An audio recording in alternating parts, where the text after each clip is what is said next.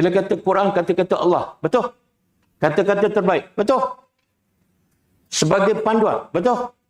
Tapi bila kita suruh dia belajar Al-Quran, minta maaf. Saya nak belajar subjek lain. Bila pergi universiti, kita tanya pihak universiti. Pensyarah ke, pengurusan ke, betul tak Quran kita terawih? Betul? Betul tak Quran kita hidayah? Betul? Betul tak Quran kita suci? Betul? Boleh tak jadikan Quran subjek dia ajar? Oh, tak boleh, maaf. Sebab kita ni terlalu suci, tak sesuai dia ajar di universiti.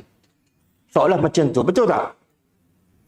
Kalau kamu pusat pengajian tinggi, yang patut kamu belajar ialah kitab yang tertinggi, iaitu Al-Quran. Tapi tak ada.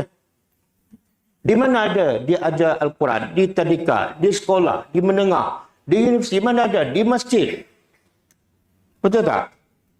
Kitab Quran hanya suci di mulut. Ataupun suci pada fikiran kita. Bila jatuh, angkat. Bila angkat, cium.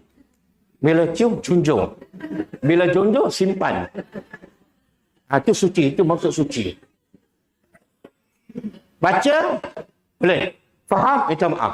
Saya ada banyak subjek lain saya nak belajar. Betul tak? Bukankah itu meminjak Al-Quran? Menghina Al-Quran.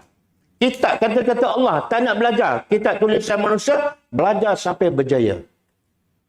Itu bentuk penghinaan. Jadi orang pijak Quran adalah satu bom menyedarkan orang Islam. Kamu dah lama meninggalkan Al-Quran. Sedarlah.